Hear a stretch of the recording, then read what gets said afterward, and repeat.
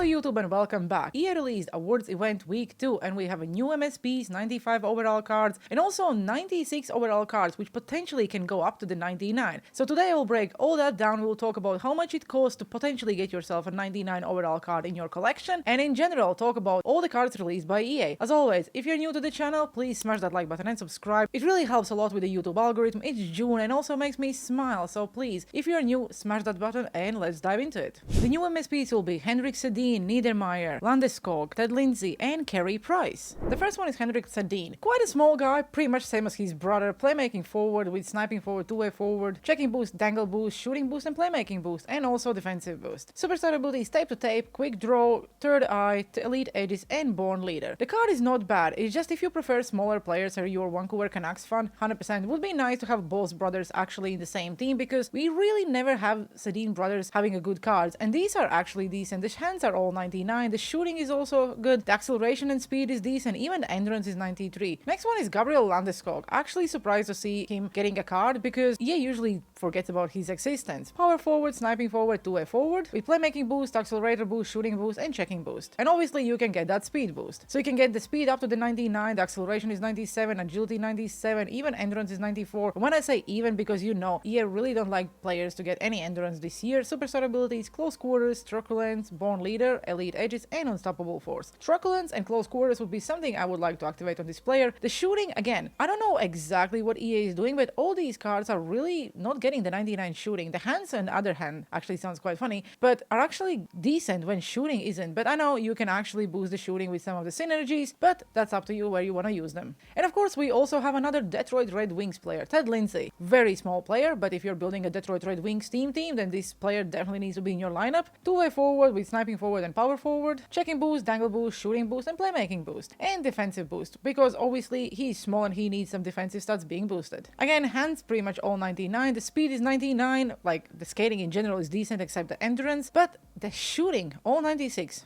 Come on, EA. Bakatia, unstoppable force, no contest, make it snappy, and born leader. Probably make it snappy, unstoppable force, and Bakatia would be something I would activate because I would like to see how Ted Lindsay is playing with the Bakatia. But the hitting is broken this year, so you can really like hit anyone you want. And doesn't matter how big is your player. We also have Carey Price. Actually, on a paper, decent goalkeeper. Speed is 99, positioning is 99, the aggression is 59. Like, what else do you want? But it's EA, and we know the goalkeepers are broken. So even if you will get a Carey Price in your net, he probably will let in like 7 goals every Rivals game. But if you're a fan of the player, then why not? Definitely go and pick him up. Sniping forward, grinding forward, and enforce forward, like you can help your team with the synergies, but I don't really think that synergies matter that much this time of the year. The only thing you probably want to boost is maybe some speed. Defensive boost as well with the speed boost, dangle boost, and accelerator boost, and playmaking boost. Superstar abilities, showstopper, post to post, butterfly effect, no timer, and light work. Light work probably would be something I would activate when usually I try not to activate any abilities on the goalkeepers because I don't think they make any difference. And the best card I think in week 2 is Scott Niedermayer, just because his card always plays better than his stats. Offensive defenseman, defensive defenseman, and two-way defenseman. Basically defenseman, defenseman, defenseman. With checking boost, dangle boost, shooting boost, and defensive boost. And playmaking boost. 99 speed, 99 acceleration, 95 endurance, 99 balance. The skating is perfect. Shooting, wrist accuracy you can boost all the way to the 99. I think you can play around with the synergies and change some of the shooting stats. The hands are all 99 except the hand-eye, but again, I don't think you will really notice that. Defensive stats also very great. Even considering he's not the biggest defenseman, he definitely will be the fastest one. So if you are the person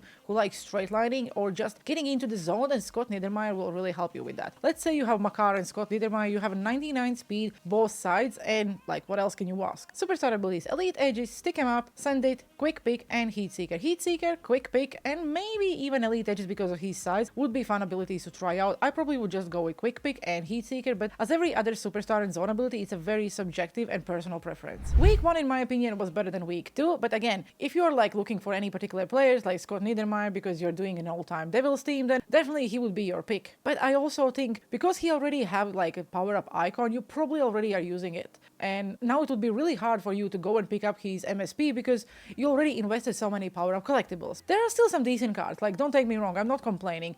There is a card for everyone. Just like the week 1, probably Malkin would be my choice. Week 2, I don't even think there is a single card which actually like brought my attention. And with the new MSPs, we also have new 95 overall cards because we know we need 95 to get ourselves an MSP. So we have Larry Robinson, Ryan Miller, Ron Hextall, Marcus Naslund, Mark Giordano, and Taylor Hall. From all the cards, I think Taylor Hall is the best because not only then he have almost max out speed and acceleration is 95, his shooting is all pretty much 99, the hands are decent, and he have wheels, elite edges, make it snappy, tape to tape, and unstoppable force. Sniping forward, playmaking forward, and two-way forward with that speed boost, and also playmaking boost, accelerator boost, and shooting boost. It's up to you where you want to use your synergies. Really decent card. Larry Robinson is also not bad considering his size. Defensive defenseman, two-way defenseman, and defensive defenseman with defensive boost, checking boost, accelerator boost, and speed boost. The only downside for the 95 overall card is that his acceleration is only 89, the speed is 91, and in this time in the year, 91 speed is just not enough. Shooting is also not good. Like, they basically made a 95 overall card where there is nothing saying in his stats, then it's a 95 overall card. So as far as you're not a fan of the player, this is probably the worst 95 overall card I saw. You can also pick up Ryan Miller, which I would probably avoid as far as you're not a fan, or Ron Hextall. Again, if you're a fan of the player, sure. Otherwise, there is nothing really saying that this goalkeeper will be better than the one you're using now. Same about Marcus Naslund. 95 overall card, but God forbid an EA to actually give players a decent speed. They're trying to avoid 99 speed as much as they can. Like, come on, it's June. It's pretty much 99 hot already, so give us the cards with a decent speed because we all know that speed is basically anything what matters in this game. Born leader, puck on string, elite edges, tape to tape, and Schneip. After the update, I didn't see any updates to the Schneip. I think it's even worse than it was before. And we have Mark Giordano, 95 overall left-handed defenseman. And even if you activate the speed boost, it's only 92 speed and 90 acceleration. Like, what the hell, EA? Where is the point of having a 95 overall card with a 92 speed? Born leader, elite edges, heat seeker, send it, and shutdown. I'm pretty sure they just released these cards because we need them to create an MSP. Otherwise, I don't think there is a single card you can actually use in your team at this point in the year, because you can get any of the Team of the Week cards with much better stats, and they also will be much cheaper. And of course, we also have 89 overall cards. I will really not go through the stats because, as you can see, it's Gomez, Lehner, Heron, Skinner, and Langway. And then we also have some 87 overall cards, which probably will never make anyone's lineup as far as you're not building a team. They didn't release more objectives. It's basically the same thing. You still can get a 95 overall award player if you complete every single objective. As you can see, I am not really encouraging myself to complete any of these objectives because even if they are giving us a 95 overall card, I don't want to play squad battles and I'm refusing to play squad battles. One thing I really agree with Sleeves, and I think he mentioned that in one of his latest videos, I would like to see the objectives where you can play online, and let's say if you need to score 70 goals with one particular player, then one goal online would count as, let's say, 5 or 4, because I don't really want to play squad battles and I don't like that EA is forcing us just to go and play squad battles, which majority of the community really hate. If you wonder, there are no new moments because they're still max pass ready moments, so they didn't add anything new. And to make any of the MSPs is exact the same way how you could do it in the first week. You need 295 overall cards to make yourself one of the 97 overall MSPs. And as you can see, you can buy the 95 overall cards for around 185k. So to get yourself a 97 overall MSP, you don't even have to spend 400k. And in my opinion, for 97 overall MSP, it's not bad. Thanks to the Team of the Week packs, the auction house is broken and the value for these cards are super low as well. And now let's talk about the best part in this video, NHL awards. As you can see, we have a Calder Trophy, Hart Trophy, Norris Trophy, and Vezina Trophy candidates. One of these cards, whoever will win, will get to the 99 overall. At the moment, they're 96. So for example, you could possibly get a 99 overall Bedard if you didn't have his Quest to the 99 card or his Team of the Season card. This is the way you can actually go and make Bedard finally. Same about McKinnon, Kucherov, or McDavid. If you don't have their Team of the Season, Team of the Year cards, you can actually pick up the one who you believe will win,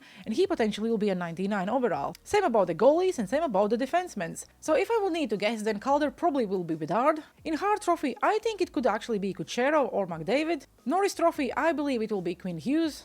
And Vezina, I think it's Hellebuck. And you know what is the best part? We can actually go and make these 96 overall cards. When you open any of them, you will see you will need 180 collectibles. That sounds a lot, but you can choose which one you want to build. Let's say we want to build Connor Bedard. I need 180 collectibles, so how much it cost? You can trade in 192 overall card and get yourself 35 collectibles. Let's say 192 overall card costs you around 83k. So one collectible will be around 2,300. And 99 overall card approximately will cost you 415k. You can also go and buy these cards in the auction house if you don't want to make, but I think Bedard is pretty much locked in, so 99 overall Bedard can be made for around 400k. We all know that auction house went up in the last few days because a lot of content has been released by EA. The Power Up collectibles actually have some value now, so the cards are not as cheap as it was a few days ago, but still, there is a lot of cards and there is not enough demand, so people are trying to get rid of their tradable cards and try to make some coins. With that being said, you possibly can even get Bedard for less than 400k if you have a time. Let me know down in the comment sections below, what do you think about the Week 2 awards event in NHL 24? I personally don't like the MSPs, but I like that we can finally make